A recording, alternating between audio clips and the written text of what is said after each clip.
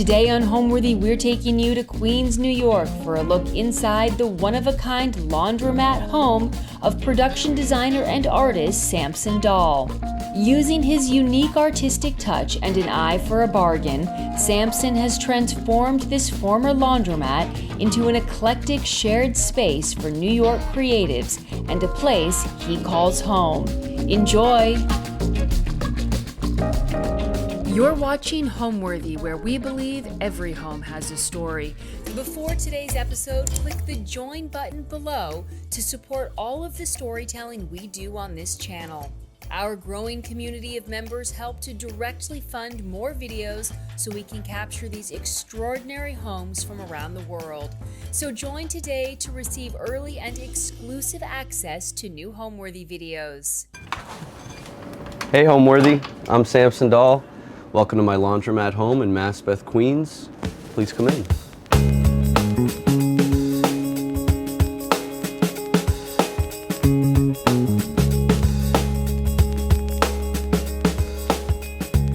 I'm Samson Dahl. I typically work in production and set design. I also throw shows here. I host artists and events and readings, screenings, things of that sort. I've been doing this right here for about 6 years. Before this, I was in a warehouse doing similar things. Before that, I was in a house doing similar things. I've grown up throwing shows, throwing parties, throwing events. My mother did the same. I didn't choose a laundromat per se. I have always been interested in commercial spaces. The baseline of a commercial space is that when you enter it as a tenant, it is to be completely empty. It's to be completely clean so you can do whatever you want in there. And so I've always loved commercial spaces for that reason. I find a lot of comfort in retail spaces. I love walking into random stores. I personally don't like spending a lot of money. I don't have a lot of money. I don't feel frivolous with my money, but I love seeing how people decorate stores. I always wanted to get a storefront where it was the image of a retail space. It tricked people who were looking in off the sidewalk into thinking it was a bar or a store or something of that sort. And so they would come in freely. You know, I leave the door open during the day, so they would come in freely and they'd say, "What is this?" And I'd say, "Would you like some tea?" Or "Have you heard this album?" You know, I love tricking people who think that they might have to spend some money into just sitting down and enjoying themselves.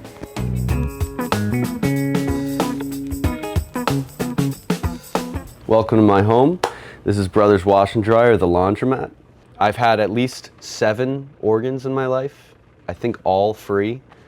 On Craigslist, they're everywhere. You can find them. My house is obviously littered with knickknacks. If you look right here, there's a T-Rex not particularly enjoying the way that he looks in the mirror, but he's examining himself. He's having a bit of a breakdown. I've got my Cape Canaveral lighthouse always guiding the way at the end of the night. I kiss it goodnight. This is my globe. This is where I decide where I'm gonna go next. India, sure. This is the oldest thing I have in here. This is coal from West Virginia. There's a lot of history here, both politically and just in terms of the earth. This is everywhere.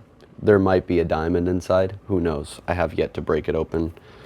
It's constantly crumbling anyway, so I guess in maybe 10,000 years or so, maybe it'll be small enough to where I can see the diamond. This is a little cactus pod. These actually pop up all the time, like every spring in different plants around my house, because these seeds are they crumble right off, and wherever they crumble, they just, as long as there's water or soil or something, they just keep on growing. It's this incredible kind of succulent thing. I know succulents aren't so in vogue anymore, but this one's gorgeous. These are my records. I have more over there, but a lot of these came from an abandoned car. I've always liked, you know, looking for records, but again, I don't like spending a whole lot of money on anything. So I end up looking for free things or things for $1, and almost all of these, a lot of them being, you know, kind of like classic jazz albums. This is Stanley Turrentine.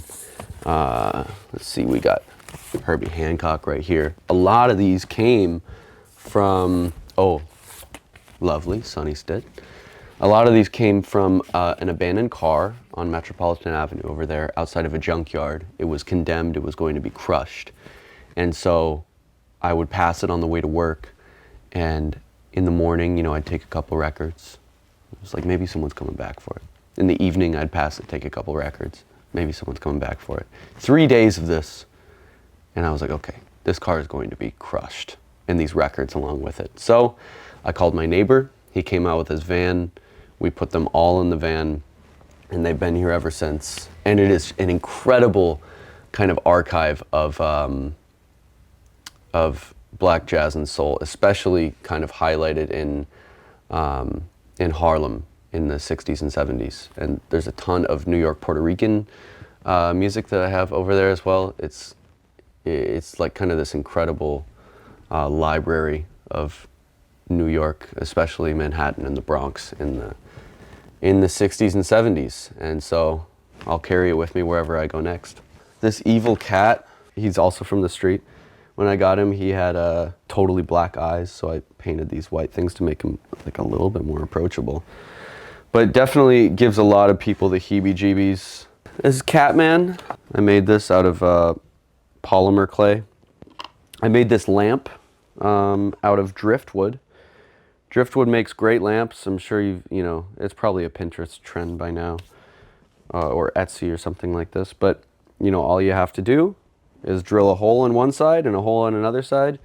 Get a lamp with a cord, you know, not connected to anything, and just run the wire right through the thing, reattach it up here, and you have a lamp.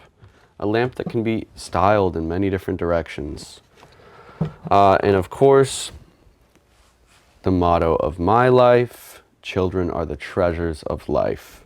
It's beautiful 1960s felt. I think someone colored it themselves. It must have been some sort of a thing that you got from Kohl's or some like store, Sears in the 60s. I think this is from Peru. This is also found on the street. I love woven stuff. I love needlepoint things. You know, there's a few of them around here. Anything made by hand, like kind of like textural paintings that aren't even made with paint, that aren't even made with messy materials. They're made with just fabric. It's just incredible to me. One of the greatest albums ever, never mind the bollocks, Sex Pistols. This was made by my friend Sam, Samantha Aberback. She's an incredible knit maker. She makes bikinis, she makes skirts, she makes hats, many other things, all out of crocheted material. She really does such an incredible job. I think I have some other things of hers here. Some great books here: Sex Technique for Husband and Wife, Shame and Guilt and Neurosis, paired with each other. Incredible combination. Really softens the palate, you know. We have a husband and wife right here. This light, an incredible light to use in case of emergency. This is what I put on when I'm in a situation of great distress. I say, please anyone, help, help, help. And then when I'm fine, I put it like that so everyone knows the situation has been resolved. This is my bartender. I love stuff like this. My corn candle, gorgeous corn candle. I burned it a few times, and I like it to be full more than I like it to be gone. So I decided I will never burn it again. I'll just keep it as it is because I don't want it to go away. And it looks great right now. It looks like you took a great big bite out of both the stalk and the corn. And then you decided to set it aside. This is my ode to the greatest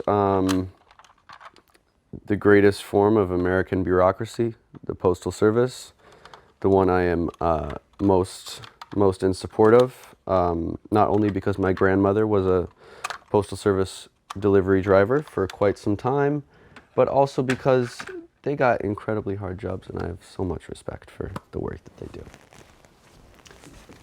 Marriage, a vow to please one another. I am not married, but incredible needlepoint again, and an incredible phrase. I found these dolphins And I affixed them to this circle many years ago. I don't really know why, but it looks nice, and it also holds up this mirror. Everything in here is kind of like that. Like, some things are decorations, and then some things are also just ways that I've kind of sneakily made things work in here, because it's a shoddily designed and shoddily built place. It's kind of falling apart.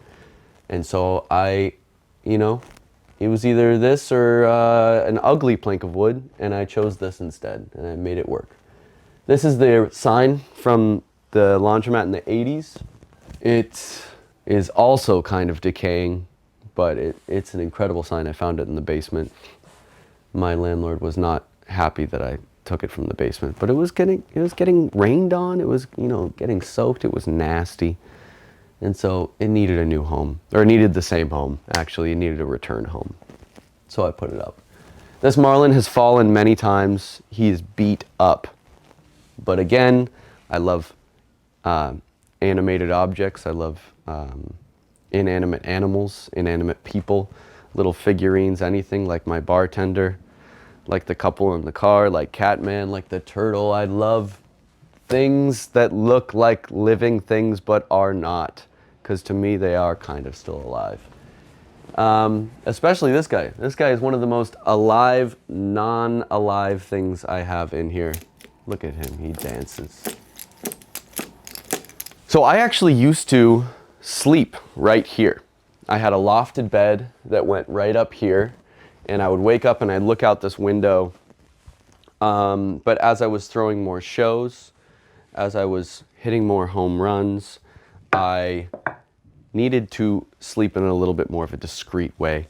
So I disassembled the bed and I started to sleep in the back room over there. But yeah, this used to be kind of full of this big bulky wood frame bed that you may have seen in another video of this space. But now it's kind of just like this sitting and lounge area. And also what I didn't address before is this laundry machine. This is where I do my laundry. That's why my blankets are on top of it now. They're clean. They're so clean. They smell great. And I take it out of here and I hang the laundry up here along the ceiling, underneath the pipes. In the winter, it's great because the pipes get hot and they just dry the clothes immediately. This is a fake wall. It was from some sort of film set. You know, this is the kind of stuff that I build for work. It's flats, fake walls, things. This looks like a sound panel. It is not a sound panel. The sound goes right through it. It's completely hollow. It's just made of Luan and little 1x3 battens. My grandmother gave me this because she felt it was too scary. But this is Medusa.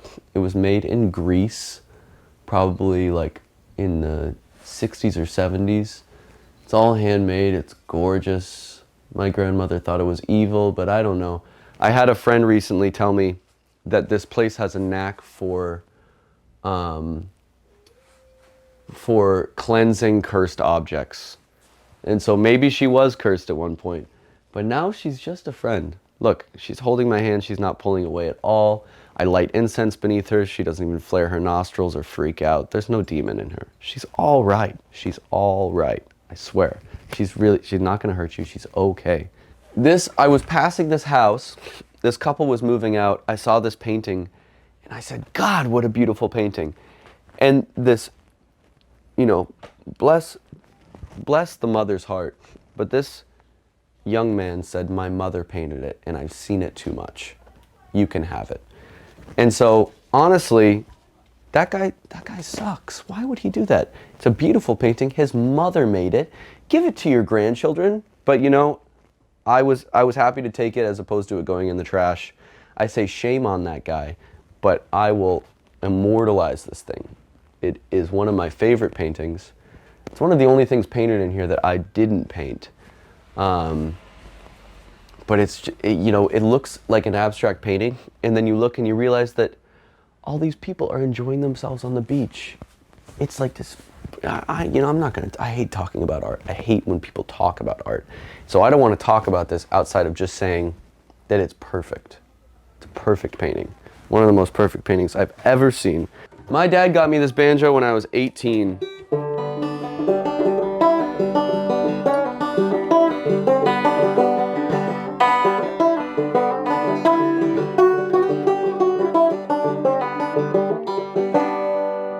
not really good at playing the banjo, but I do love the sound. It's just the most resonant string instrument, really, really cool. It's got a snare drum on it. Who thought of that? Gorgeous. This is my girlfriend, right here, Bailey. She used to live here with me. Now we're about to move in to another place together. But I painted her, this was maybe back in 2018. I painted her on this plank of wood, and I put the mirror next to it so I could always, before I walk out the door, see myself with her.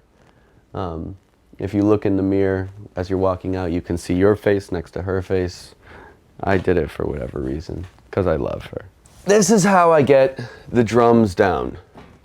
These are my stands. There's a floor tom, a kick, and a snare. Cymbals are down there, but almost everything you need to play a drum set, a functioning rock and roll drum kit, is all right here. I also have a plethora of things up there.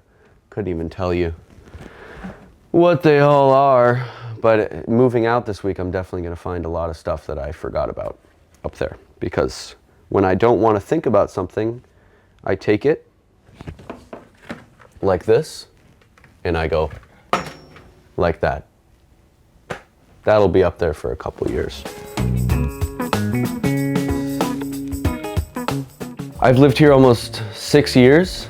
I think I've had 18 people stay with me while I've been here. All those people staying anywhere between a month and 6 months. So there's been a lot of overlap between roommates, and now finally I'm leaving. I'm not going to abandon the space, at least that's not my intention. I'd like to keep hosting people who are passing through town, also hosting video shoots and poetry readings and things of that sort. It's been a roller coaster figuring out what works in this space. You know, sometimes a party will get too raucous, sometimes a reading will not have a great audience turnout. Sometimes it's too few, sometimes it's too much. And so I hope to use that knowledge as I continue on to inform the space with like even more successful events, even more kind of fluid gatherings. Almost over 6 years, almost nothing has been a disaster, but I think I know better after all this time how to throw an even more intentional gathering that's kind of suited for this space, because it's a small space. There's a silent aesthetic that I ascribe to. I couldn't draw it out on paper for you. It's somewhere between bohemian and gypsy and antique and bourgeois. I don't know. It's when I look at something, I know that it's not me.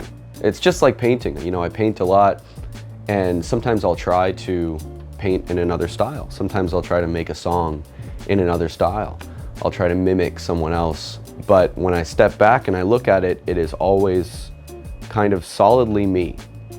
And I have always struggled to say in any sort of collected statement what solidly me means.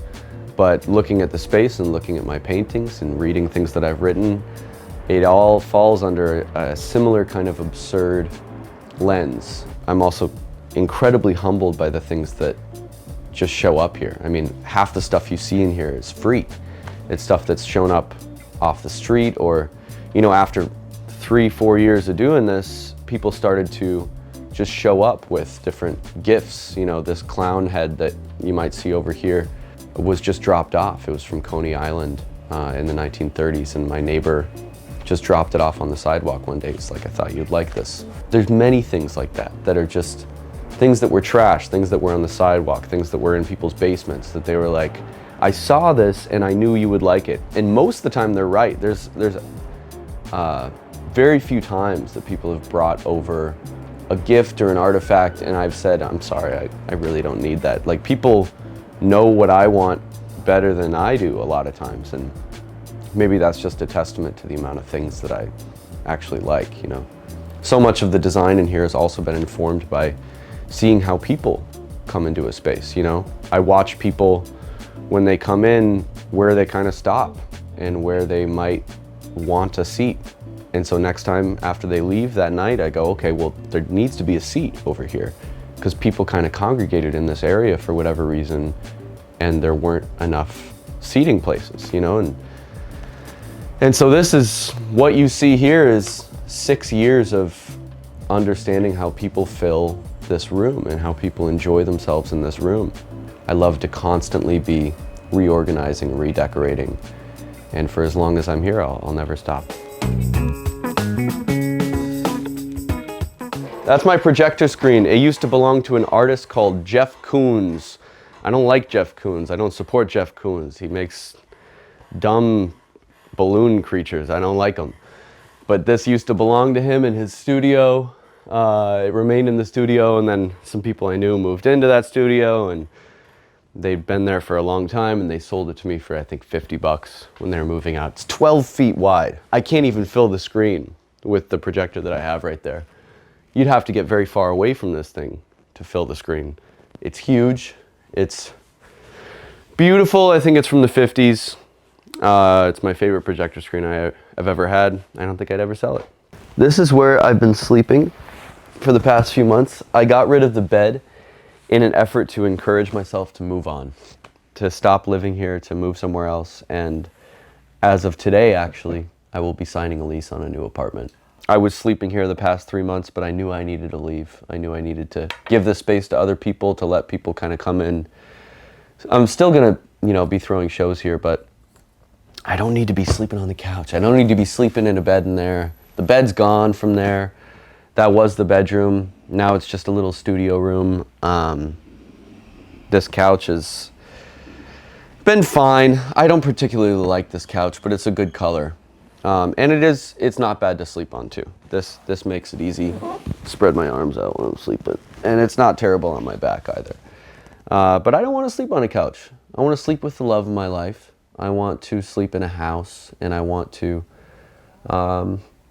make this place more of an inviting atmosphere for other people. And I always felt that me living here was kind of a novel part of the space that actually detracted from other people's ability to kind of exist and experiment with the space. And so I want to open up to other people. This is a banana. Someone left it here. This is my friend's publication. It's called The Goose Egg. Local New York people-run paper.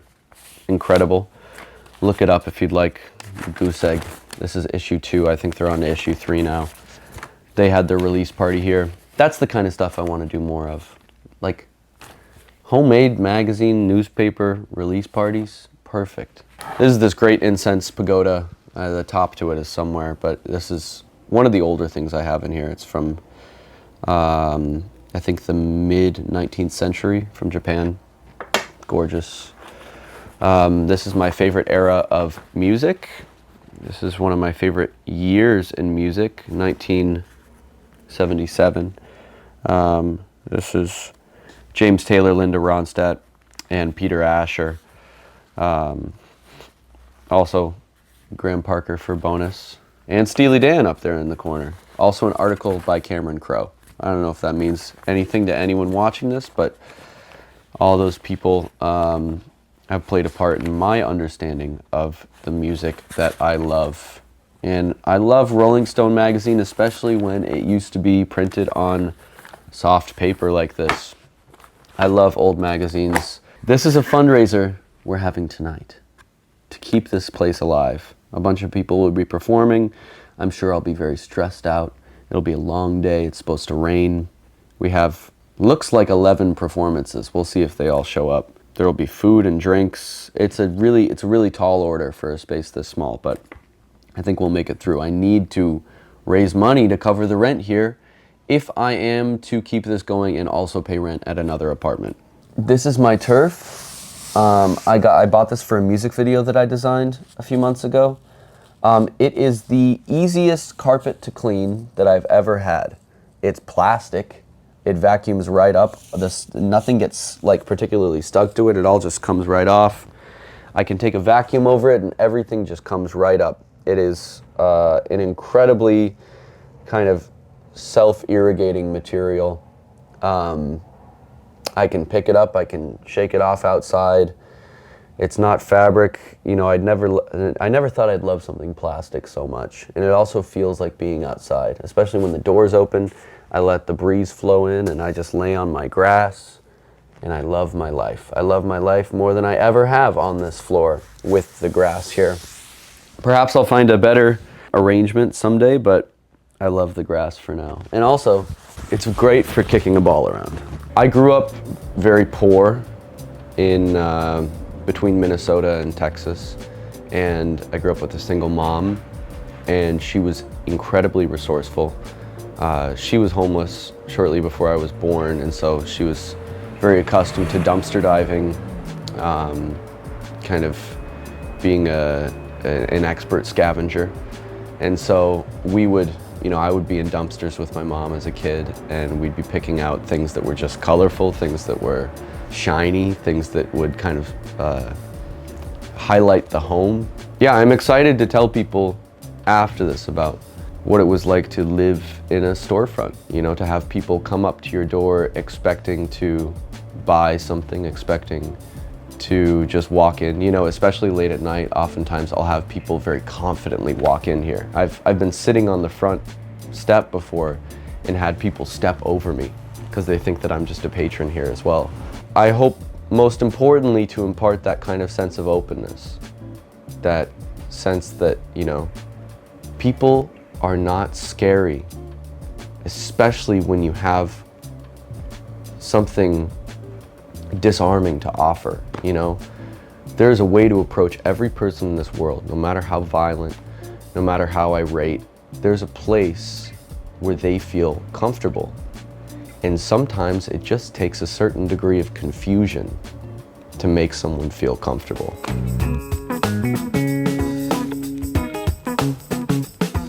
This table used to look a lot better. I put it outside for a little bit because I thought it would be nice outdoor seating. Not acknowledging that the bottom of the Formica that is no longer here was particle board, and it got all blown up and twisted and warped, and I had to throw out that portion.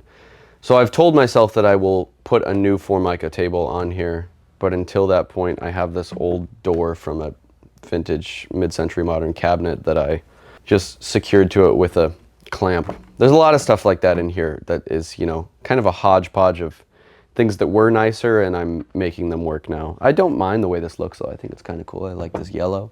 I like this kind of soft wood. I love watching the way things age. As much as I love things that are in good condition, I also love seeing the way that things fall apart as well. This says screening room. It's from some HBO commercial. Again, a lot of the things in here are leftover props and set pieces. But this hand is from my friend's studio. Here's some leftover laundry, still drying. That's how I hang my laundry. This face is from a real doll, if you know what that is. I've never purchased a real doll, but I did find one on the sidewalk. I cleaned it, and I have the frame for it over there, but the face is so cool. This is my little music station where I play all of my songs through, and when I have shows, I'll put a microphone through these speakers up here. I'll run a mixer into this stereo. Yeah, I got a lot of loose tapes. My record player is actually broken right now, which is a real shame. It usually is up here, but I have to fix it. There's a rubber band that snapped inside. So I've been relying on tapes a lot recently. This was part of a sculpture, but she broke, and so all I have now are chopstick hands in the sushi, which is still nice, but she was really beautiful. I loved the woman who was eating the sushi. This is a picture of one of my favorite people I've ever met. I worked with him for a little bit, Dustin Hoffman, on this film a couple years ago, and I felt like he was my grandfather. One of the greatest heartbreaks of my life was exiting the workplace after working with Dustin Hoffman and realizing that I would never be able to just call him up. I was like, man, I don't often get very starstruck, but I love Dustin Hoffman so much, and I'm a little heartbroken that we can't talk after working together. But that's That is the toils of professionalism, I suppose. But Dustin Hoffman, if you're watching this, I'd love to hang out again. I really, really enjoyed meeting you, and I really enjoyed hanging out. But, you know, I understand. This is the way things go. This is Napoleon Dynamite, a childhood hero of mine. This is a beautiful handmade donkey. I don't know where it came from, but it's all chiseled out. It's really, really gorgeous. This guy, so cool. This is another one of these fake sound panels from a set that I put up. There's a whole bunch of things behind here too. I have a stop sign and a painting. I think the wall is painted back there. But most importantly, this clown. This clown is from Coney Island from the 1930s. My neighbor figured that I would like it, and so he dropped it off. He had it on his fence for many years, and I told him I loved it. And he said, well, it can be yours for $400. And I said, well, I don't have $400, but it's a beautiful clown. You enjoy it. And then 4 years later, it showed up outside my door. He dropped it off. He said, I figured, you know, it should find a better home now. I think he's moving to Florida, as a lot of people in Queens do once they get above 80 years old. But he gave me this clown, and I love this clown. And as my friend said, if an object was cursed before it came in here, it's surely cleansed now. And so, God bless this clown. You are not cursed. Probably shouldn't kiss lead paint, but he's gorgeous. This is a Teletubbies blanket. I love this Teletubbies blanket. I found it at the Goodwill bins for about 50 cents. But look at that scooter. Gorgeous. The use of color on this blanket, perfect. It's 100% acrylic. This 3-tiered console was used as Dustin Hoffman's stereo console in the movie, so that's why I have his picture on it as well. Because in the movie, this was his, and in real life, it's mine. But I always want to pay tribute to Dustin, my great lost friend. Oftentimes, when people enter, they'll say, "How did you do this?" Which is flattering, because I think the intention is to create a certain sort of sense of confusion that ideally dwindles into comfort once you become exhausted by confusion. The greatest compliment is the other side of that confusion, that situation where they eventually just kind of fall into a chair. The greatest compliment is someone seeing a stranger end up like this, just enjoying themselves. That's the greatest compliment. And it's happened often. It happens many times a week. I love seeing people just fall into joy and leisure here. This is my favorite chair I've ever owned. It's so gorgeous. What a crazy shape. So low to the ground, so wide, so comfy, so great for hanging your legs over, thinking about while you hold your duck, your mallard. This is also happens to be under the projector, and the screen is over there, so oftentimes this is like my movie chair. This is Braulio. This is my son. I got him in Vilnius, Lithuania a couple weeks ago. I went to Europe to walk around and I found Braulio and I took him home. But look at that. Don't we all wish we could do this? These are my movies. Most of them were free as well. I collected them. I also have various little goodies in here. This is a bag of chips that I made. There's no chips in here anymore. They were eaten. But this was for a short film that I'm releasing right now called Papa Cheetaman. It's it's kind of a depiction of this place where I play this guy, you know, who has a bunch of children in here and he needs to feed them, but he keeps getting exhausted and they keep getting exhausted. So he's seeking something that is eternal sustenance. And these chips in the movie are the answer to that. They are Salamander Corntooth's Wobble Bobby Bittables, the only chip that guarantees eternal life. That was the plot of the short film. It'll be out online soon. These are movies that I admire. Some of my favorite movies are up here, such as, oh, wow. I had no idea that was there. What a blessing. Right next to my favorite movie, War of the Gargantuans, a great Japanese monster flick from the 60s. One of those movies where the monster is constantly changing size. At one point he's 10 feet tall, another point when he needs to be, when he really needs to be, when the military comes out to get him, he is like 120 feet tall. Also, this one's nice because Unlike a lot of monster movies, there's romance in this one. There's a male and a female monster, and they are in love and they care for each other, which adds some warmth to a cold and dire situation. One of my favorite movies ever, R. Kelly, Trapped in the Closet. This is just chapters 1 through 12. If you haven't seen it, incredible piece of cinema history right here. The greatest shows ever made, Wallace and Gromit. There aren't many episodes of it made, sadly, because the warehouse burned down, as I'm sure you know. But these are valuable and very precious items that I have. One of my favorite authors, Thomas Pynchon, a great psychedelic, kind of absurd author from the 60s and 70s. This is not my favorite book by him. I love Crying of Lot 49. I don't know if it's up here or somewhere else, but I really, really love that. But my favorite book of all time, I'm embarrassed to admit, please don't judge me, Crime and Punishment by Fyodor Dostoevsky.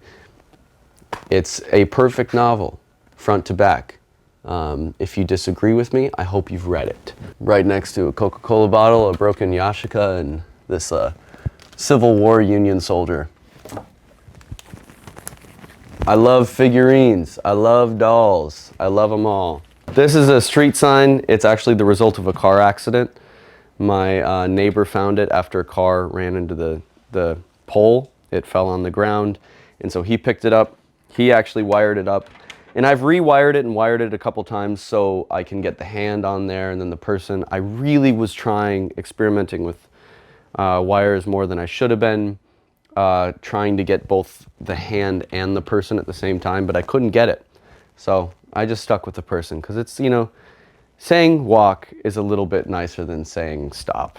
So I wanted to encourage movement here. But also, this is kind of the part of the room when people come here that I would rather not people go in, because it's a tight, tiny little kitchen. And so I put kind of obstructing objects here generally to dissuade people from going this way, because it's just too tight and it just gets really messy when people get back there. But this people sign is from an expo where people had a booth and they had this made by the shop nearby.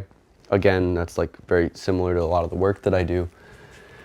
And they were throwing it away after, as many of these things do. These productions cause way too much waste. They throw away way too much. And I am standing in the way between productions and waste. I try to take everything I can off of a film set.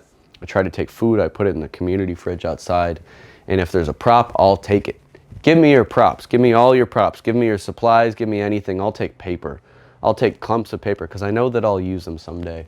And especially this people sign. I love it. This is also, one of the people in the people sign is one of the original Barbies. This Barbie's from 1963. A scene of the out front area painted by one of my best friends, one of my dearest friends, born 4 days before me. Her name is Ellie. She used to live here with me. It was lovely. We were like brother and sister. And she painted this upon her exit, which is a scene of the clothes being hung to dry outside, which is often where I'll dry them in the summer if I run out of space in here. Home to me is a place for constant experimentation. It's a place for constant change, a place where you can move things around and rearrange the facets of your imagination without a paycheck staring you in the face, without a boss telling you what ought to be. It's a place where you can extend your childish nature, the thing that you were born with, into this thing that is constant. It's a place you can return to frequently that's excessively open to your own whims. And it is a constant reflection of your whims. It's a constant reflection of the way that you exist and the very moment that you're in your life, you know, without even saying what in here is representational of this period of my life. I know that there's many things that are very telling of what is happening to me right now in my life. And I love that. I love that you could never be totally in control of kind of showing your face in your home. Me personally, I was raised in a way where my mother was constantly teaching me how to show face in public, you know, not hide anything, bare all. My mom kind of raised me in this way with this simple thesis, you know, the less secrets you have, the less things you have to hide, and so just have no secrets, tell no lies. I operate my home in this manner. It's showing face all the time. You know, I'll sometimes try to clean up and I'll break something, and you know, that will be incredibly telling. This broken thing on the floor, even though I'm trying my best to make my home look perfect, I can't always get there, you know. It is always a constant reflection of what's going on.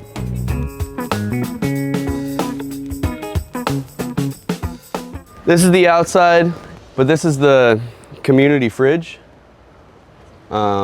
People leave free things outside of it for other people to take. And inside the fridge, people leave food. We got applesauce, green beans, and some cucumbers right now. This outdoor seating space is really useful in the mid-afternoon if my neighbors want to come have lunch here. It's also very useful in the evening if I have an event. People hang out here. This is my favorite chair, favorite outdoor chair that I have. Beautiful 1960s lawn chair, reclining lawn chair. These are my plants.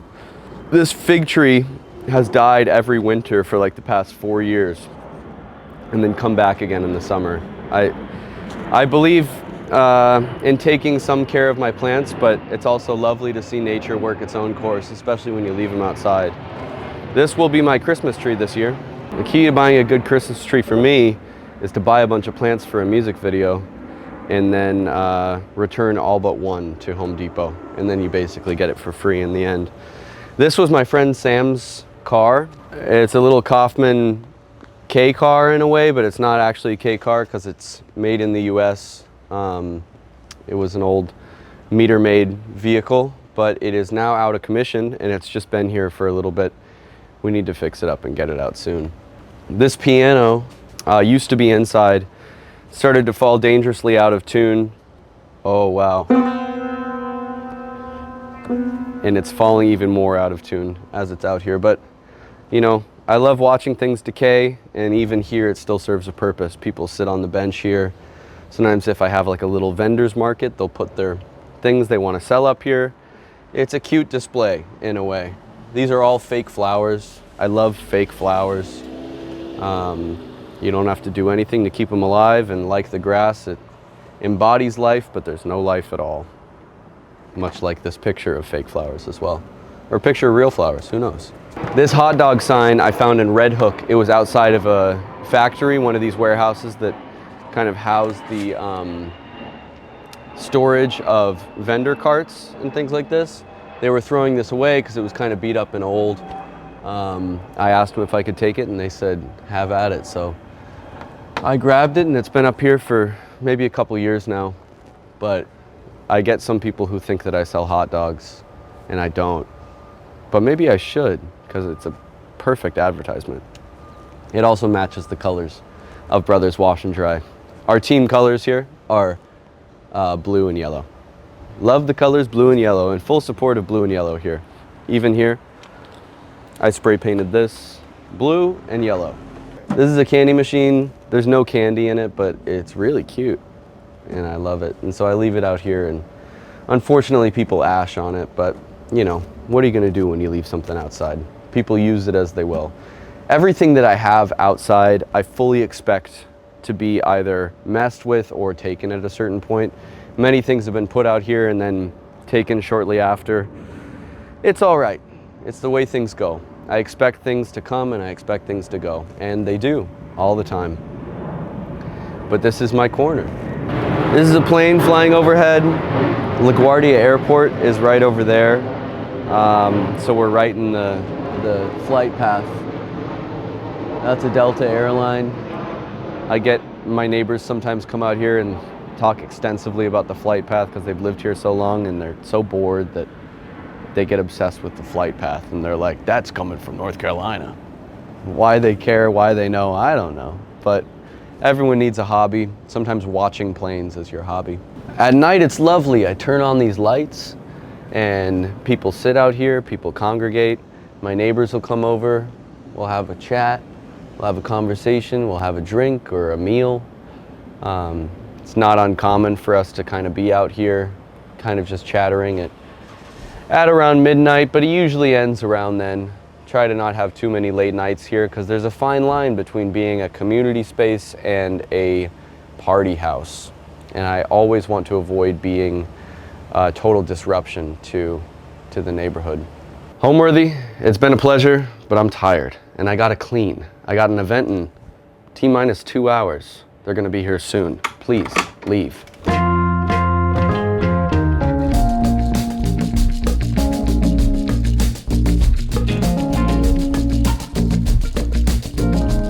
Tonight, I'm having a party and a show, much like I do every weekend, but this specific one is a sort of fundraiser to keep the space going after I eventually move out, which should be this week. It's been a great place to throw shows and have people, and all I want to do is keep doing that so it can continue on. This is my best friend, Austin. He has been basically doing this with me the entire time that I've been doing the Laundromat. We've put on shows here. We've done 2 like short plays here. Yeah. Three. Yeah. 3 short plays here. We've filmed a variety of like little segments here. We did a lot of birthday parties here. We did a podcast for a while. Yeah. But definitely a major confidant in the Laundromat narrative. Yeah, it kind of feels like we grew up here a little bit, or became like young adults after college. The best thing about this place is very simply, there is a sort of energy here that you don't usually find in New York, or at least you haven't found it recently. It's like, you know, you don't really have to be doing anything. You don't have to pay for anything usually, you know. You can just kind of come and make something or talk to someone that you wouldn't usually talk to, like someone in the neighborhood. And the worst part, I would say, about this place is finding parking. Finding parking. No, it's probably finding like a cup or something. That's always the cap problem. It's like when I think about expanding the place or the future of the space too, it's like I have to accept the fact that it will never be bigger than it is. Yeah, and the biggest problem about this place is that it won't last forever. This place, to me, I feel so lucky to know you and to be here, because it's really like a piece of bygone New York. You know, it's like there are not a lot of places where artists can come together and just sort of like try things out without paying for anything. It's very like old school New York in a really beautiful way, and Samson has done a great job of curating that, and it's really impressive to me, and will like be a part of my life. You know, I'll think back on this place, and you know, I'll think about how I grew up here. Thanks for watching. Be sure to go to homeworthy.com for exclusive content, shopping guides, and so much more.